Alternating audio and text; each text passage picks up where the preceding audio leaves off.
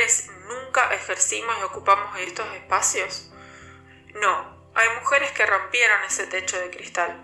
De hecho, tuvimos durante 8 años una presidenta, por citar el ejemplo más representativo contemporáneo. Tenemos compañeras militando y compañeras ocupando bancas en el Congreso, gestando proyectos y luchando por ellos. Hablar del rol de la mujer en la política es hablar de una lucha que sigue en marcha. Avanzamos mucho, pero todavía falta garantizar igualdad real en todos los niveles de poder. La política necesita de todas las voces y la participación de las mujeres no es solo una cuestión de justicia, es una condición indispensable para una democracia plena. Soy Margarita Se Asoma, corresponsal desde Paso de los Libres, Corrientes. Soy Margarita Se Asoma. Somos Margarita Se Asoma, corresponsales feministas de América Latina y el Caribe. Una producción de Marea, Género, Artes y Humanidades, Asociación Civil. Les invitamos a escuchar el podcast de manera gratuita y luego calificar, comentar y compartir con compañeras y compañeros para que todas y todes podamos estar informadas e informades. Recuerden siempre, no somos anónimas, somos Margaritas. Soy Margarita Se Asoma, corresponsal desde Paso de los Libres, Corrientes. En esta oportunidad vamos a hablar del rol de la mujer en la política. Hacia finales del mes de agosto y a principios del mes de septiembre, en distintas provincias tuvimos elecciones legislativas. En Corrientes, el 31 de agosto votamos. En base a esto, podemos hacer un análisis sobre cuál es el lugar que tenemos las mujeres hoy dentro de los espacios políticos.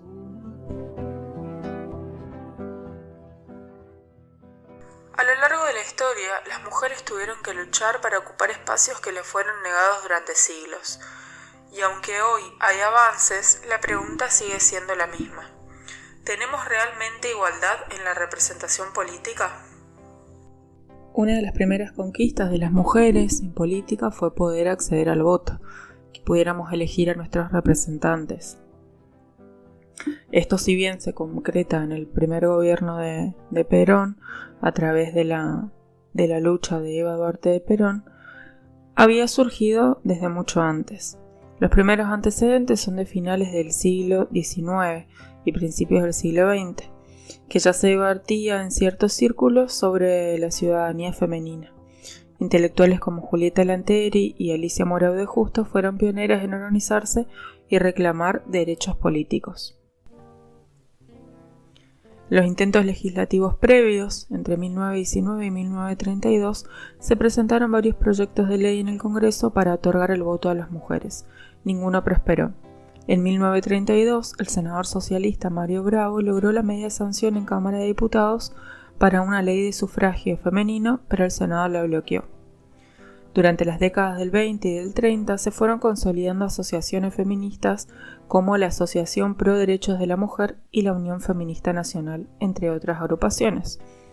Estas organizaciones hacían campañas, petitorios y conferencias buscando que el voto femenino se reconociera como parte de la ciudadanía plena. Un poco de contexto antes de 1947. Hacia los años 40, el sufragio femenino era un reclamo ya instalado, aunque siempre frenado por sectores conservadores. Es importante destacar que Argentina no era pionera en la región. Ecuador había reconocido el voto femenino en 1929, Brasil en 1932 y Uruguay en 1938. En resumen, la conquista del voto femenino no comenzó con Eva Perón, sino con décadas de militancia feminista y socialista, con mujeres como Julieta Lanteri y Alicia Moreau de Justo, que abrieron camino. Eva tuvo el poder político para lograr la sanción de la ley, pero lo hizo sobre una lucha que llegaba más de 40 años. Evita, además, fundó el Partido Peronista Femenino, que organizó a miles de mujeres en todo el país. Ella entendía que el voto era solo el inicio. Hacía falta que las mujeres tuvieran organización propia. Su figura, hasta el día de hoy, sigue siendo referente y es un símbolo del ingreso de la mujer a la vida política argentina. Aquí está, hermanas mías, resumida en la letra apretada de pocos artículos, una historia larga de luchas,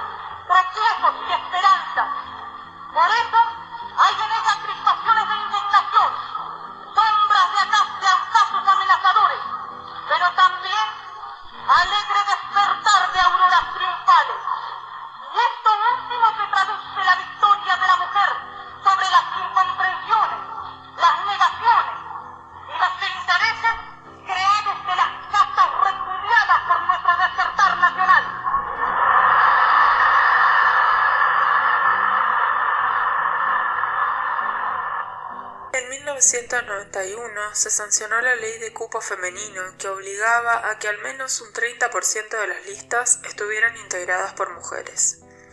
En 2017, la ley de paridad de género que estableció que las listas electorales deben ser 50% mujeres y 50% varones. Esto por supuesto no fue un regalo, sino el resultado de luchas colectivas. Gracias a estas leyes, Argentina se convirtió en pionera en la región en representación política femenina.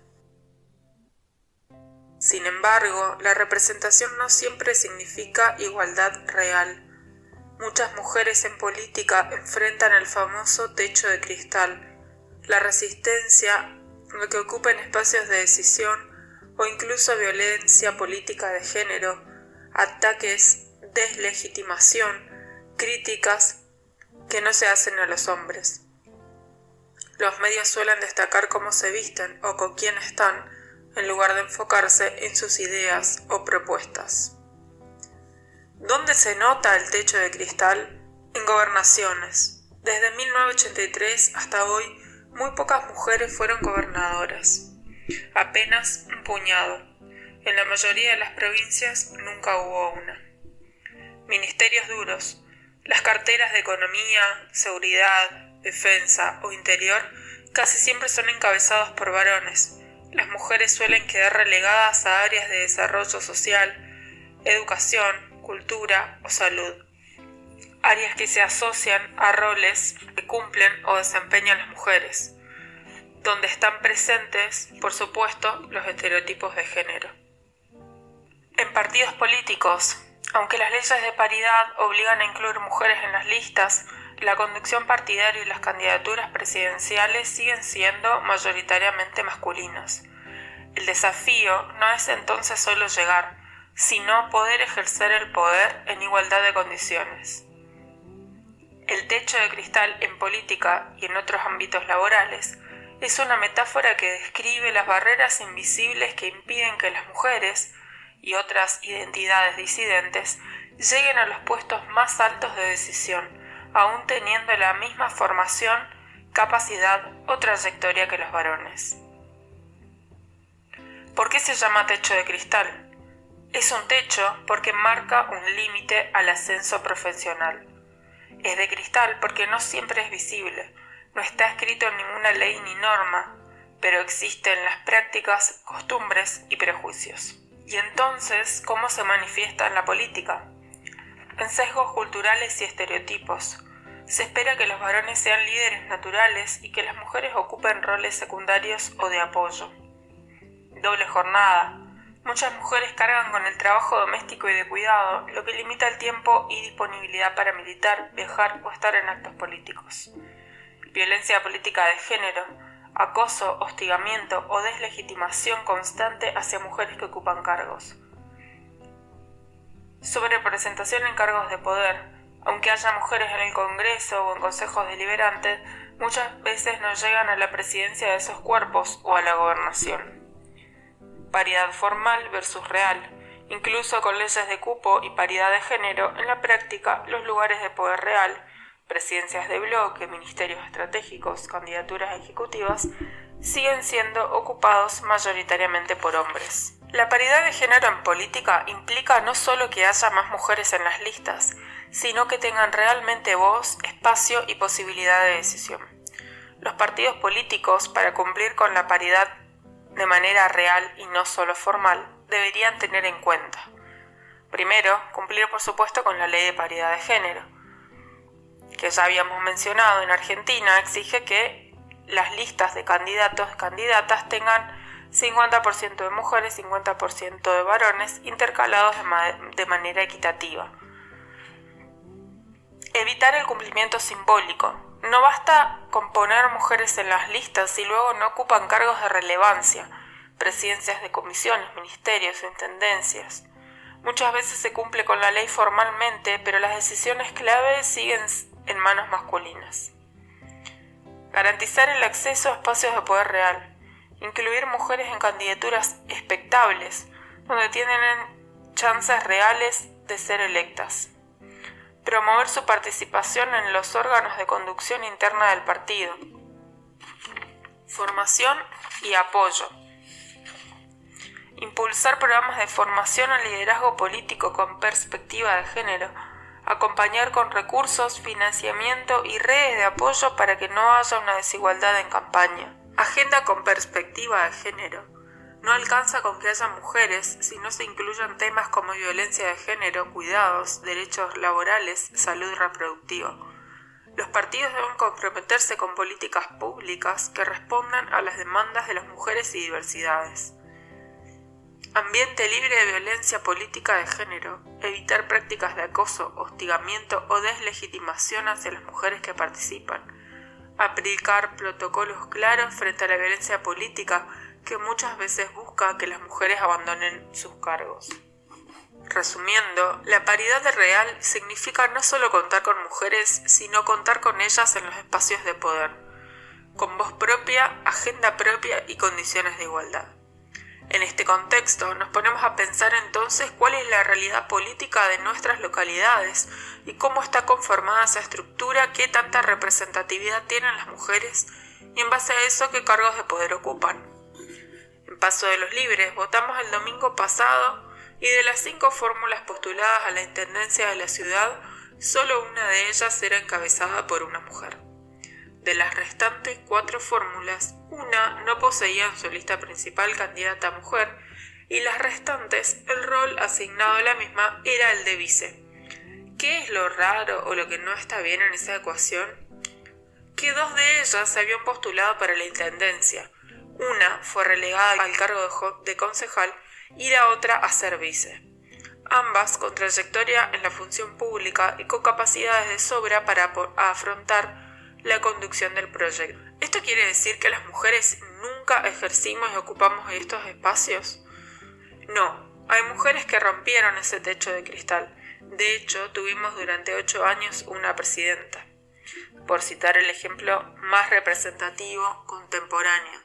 Tenemos compañeras militando y compañeras ocupando bancas en el Congreso, gestando proyectos y luchando por ellos. Hablar del rol de la mujer en la política es hablar de una lucha que sigue en marcha. Avanzamos mucho, pero todavía falta garantizar igualdad real en todos los niveles de poder. La política necesita de todas las voces, y la participación de las mujeres no es solo una cuestión de justicia, es una condición indispensable para una democracia plena. Yo nunca vi que se eligiera ni se tratara a un presidente como se trató a esta presidenta en la República Argentina. Si me decís que pienso que es únicamente por nuestra tarea en los derechos humanos, no. Si me decís que creo que es únicamente por nuestra avanzada en recuperar instrumentos como la energía, como Aerolíneas Argentinas o como el agua en nuestro país, tampoco. Creo que parte de la inmensa violencia que se ejerció sobre mi persona cuando era magistrada y que aún hoy se sigue ejerciendo es por mi carácter de mujer. ¿Por qué? Porque el patriarcado ha formateado un tipo de mujer que no se corresponde con el tipo de mujer de quien habla. No porque sea una heroína, ni mucho menos, sino porque me salgo del formato de la mujer que tiene que ser hablar o mostrarse, pero que no puede pasar a ejercer el poder. No se tolera a una mujer con formas de mujer, que se peine como mujer, que se pinte como mujer, y que se ponga tacos aguja, o que use pantalones ajustados, que además se atreva, después de todo eso, a tomar decisiones, a dar órdenes y ejercer el poder. Esto fue Margarita se asoma, esta vez desde el interior del litoral. Soy Tamara, corresponsal desde Paso de los Libres. Si te gustó el contenido, comenta, compartilo con tus amigues. Gracias por escucharnos.